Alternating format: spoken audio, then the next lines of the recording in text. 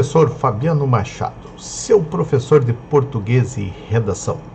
Hoje nós iniciamos uma nova etapa dos nossos estudos, ok? Nós vamos ver o que hoje?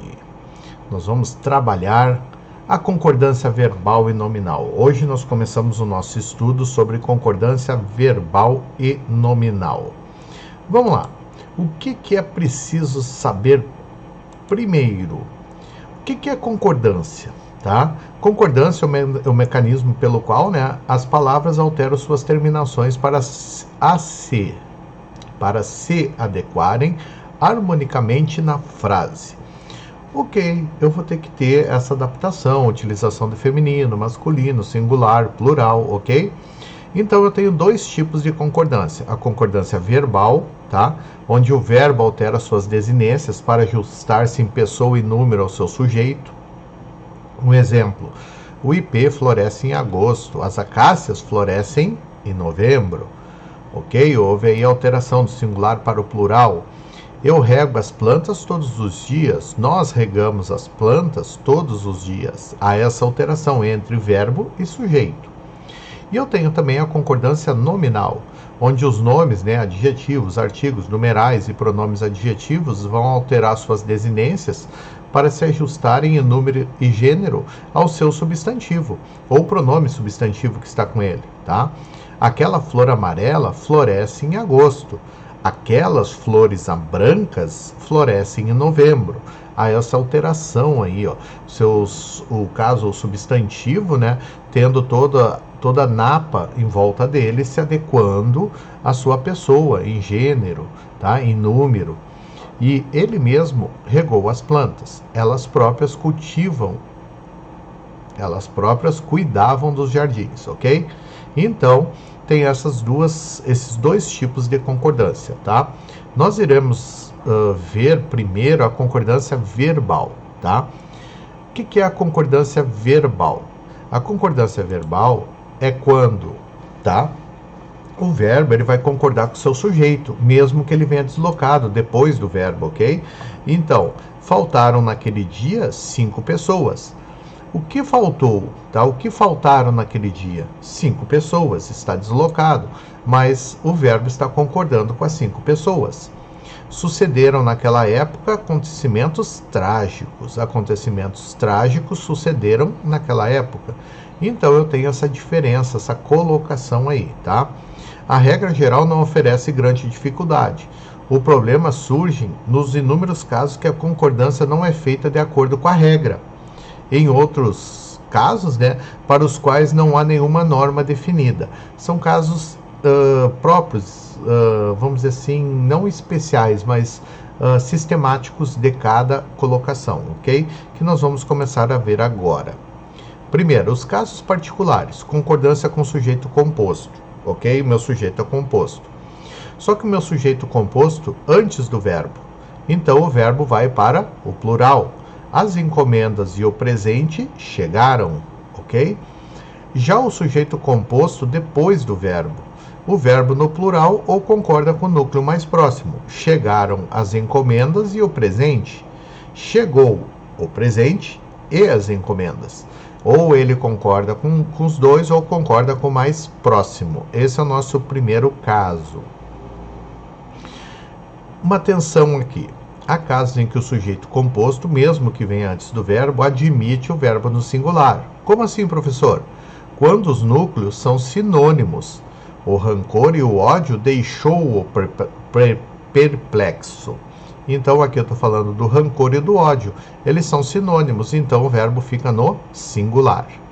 Quando os núcleos estiverem em gradação, um sentimento, uma atração, uma paixão dominava-o. Então, houve uma gradação, o meu verbo fica no singular. Quando o sujeito vier seguido por palavras como tudo, nada, ninguém e todos, neste caso o verbo concordará obrigatoriamente com a palavra resumitiva.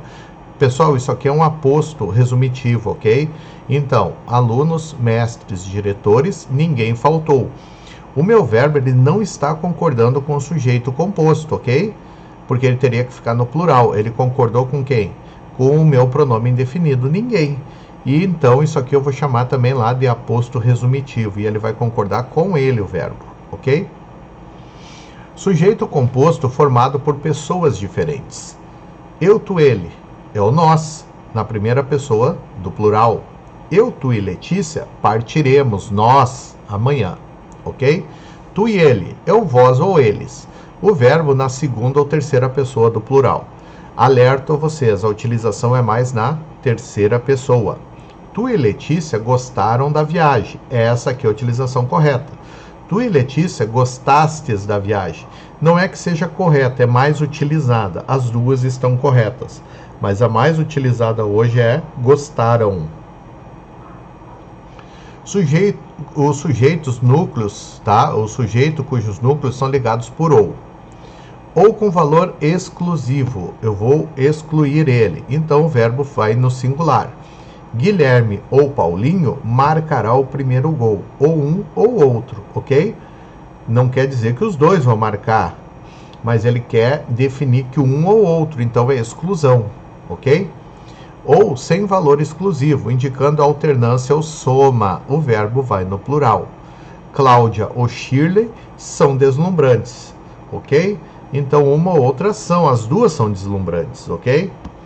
Quando o sujeito composto tem os elementos ligados por conectivos que indicam soma ou por conectivos correlatos, o assim como, não só, mas também, o tanto como, nem, o verbo vai em geral para o plural. Não só o estudo, mas também a diversão o atraem, ok? Concordância com sujeitos simples. Cuidado. Ó, eu utilizando um e outro. O verbo no plural ou no singular. Um e outro, veio ou vieram. Um ou outro, exclusão. O verbo no singular. Um ou outro se casará com Ana. Nenhum, nem outro. Verbo no singular ou plural. Nenhum, nem outro fez ou fizeram reclamações. O sujeito simples representado por uma ideia de plural. Opa, como isso, professor? O sujeito coletivo, o verbo é no singular. A multidão acompanhou os trabalhos solenes.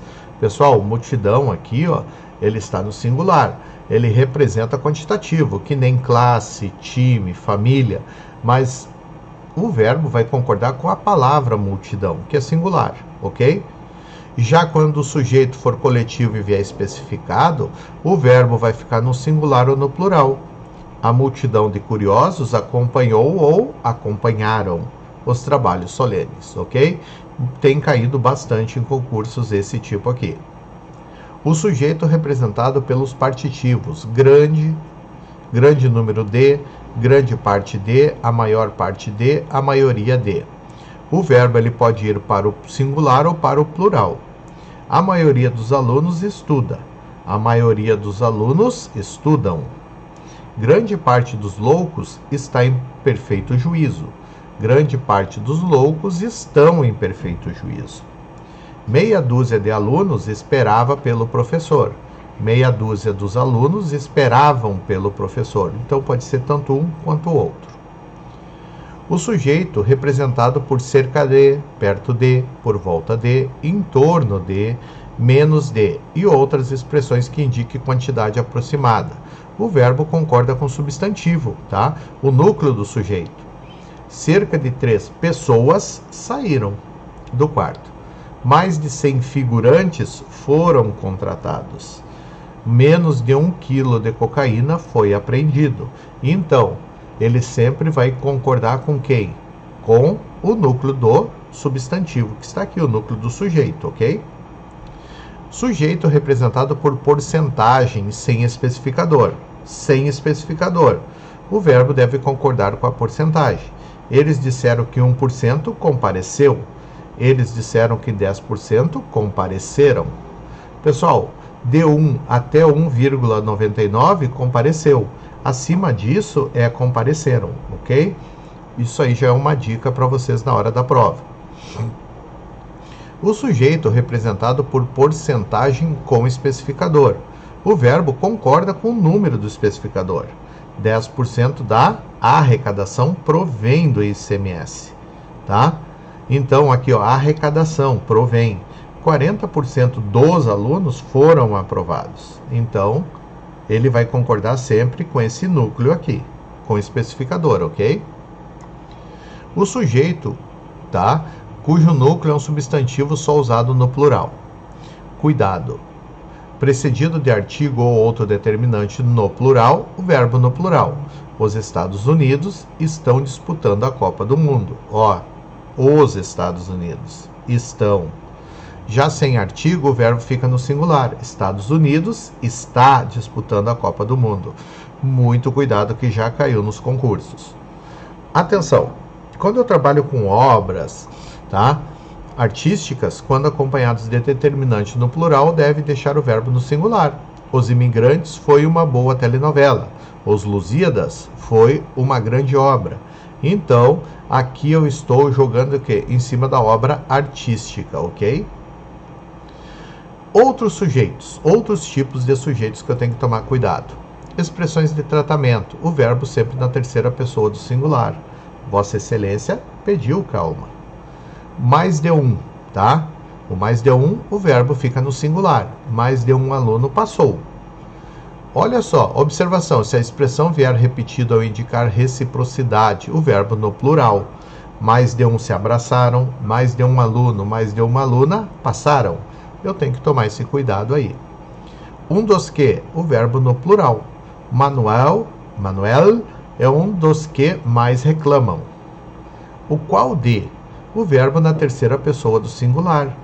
Qual de vós passou, tá? O quais de e o quantos de, o verbo na terceira pessoa do plural, ou concorda com o pronome que aparece após a preposição. Quais de vós passaram ou passastes no concurso? Ou ele concorda com a expressão qual, quais de, né? E ou com o pronome que vem depois da preposição. Quantos de nós passarão ou passaremos no concurso? Os verbos soar, dar e bater, indicando horas, concordam com a hora, ou se houver com o sujeito, relógio, sino. Ó, deram 2 horas. Se fosse 1h59, seria deu, ok? Mas acima de 2 é deram. O relógio deu 2 horas, agora ele não concordou com horas, concordou com o quê? Com o nome relógio, ok? Com o sujeito dele. O sujeito dado pelos relativos que e quem. O que? O verbo concorda com o antecedente. Fui eu que acertei. Ó, acertei quem? Eu. Foi ele que acertou. Tá? O quem? Verbo na terceira pessoa do singular. Preferência ou concorda com o antecedente. Fui eu quem falou ou fui eu quem falei. Ok? Ele pode concordar tanto com um como com o outro. Alguns casos especiais de concordância.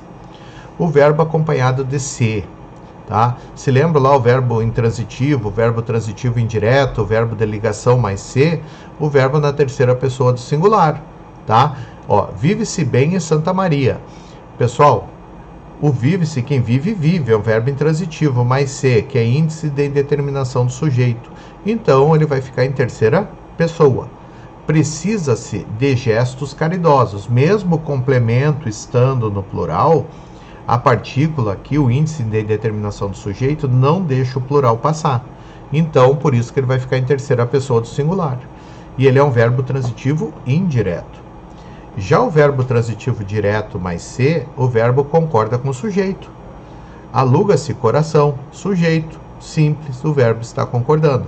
Alugam-se corações, o sujeito está no plural, então o verbo também vai para o plural. Cuidado com essas definições, mas só vamos ter isso aqui com verbos transitivos diretos, ok? Verbos impessoais, ou verbo na terceira pessoa do singular. Isso aqui nós vimos lá nos tipos de sujeitos, tá? O verbo haver, no sentido de existir. Havia muitas vagas. O verbo vai ficar no singular e o complemento dele no plural. Haver e fazer indicando tempo decorrido. A mesma coisa. Há ou faz dias que não a vejo, ok? Verbos que indicam fenômenos meteorológicos. Nós já vimos isso. O verbo é impessoal, ele vai ficar na terceira pessoa. Fez 40 graus na cidade de Cuiabá. E os verbos impessoais também vão transmitir a sua impessoalidade para os seus auxiliares. Deveria haver empregos suficientes. Deve fazer anos que não a vejo, ok? A concordância do verbo ser. O verbo ser, seguido de predicativo, concorda com o sujeito ou com o predicativo. Tá? Seja sujeito ou predicativo, o verbo ser sempre concorda quando aparecer com um pronome pessoal ou com um nome de pessoa. Eles são os heróis nacionais, ó, concordou com eles, tá? Já os heróis nacionais são eles, concordou com o nome. O verbo ser concorda com o predicativo quando o sujeito é um pronome como tudo, aquilo, isto, isso e o no sentido de aquilo. No amor, nem tudo são alegrias. Ó, ele não concordou com o sujeito dele, ele concordou com o predicativo, alegrias, ok? O que machucavam eram as injustiças. Também não concordou com o seu sujeito, concordou com o predicativo, as injustiças. Mas somente quando eu uso esses pronomes, tudo, aquilo, isto, isso, ok? O no sentido de aquilo. Nas interrogações iniciadas por quem, que, o que, o verbo ser concorda com o que vem depois dele. Quem são os autores deste livro? Ó, são os autores. O que são pronomes? Pronomes, ok? E o verbo ser das expressões que indicam quantidade, preço, peso e etc. fica no singular. 100 pães é muito, 3.000 é suficiente, 12 quilos é pouco. E essas são as nossas situações de concordância verbal, tá? Espero ter ajudado. É uma aula bem, vamos dizer assim, criteriosa e vocês precisam saber as principais, ok? Um beijo do gordo e até a próxima aula.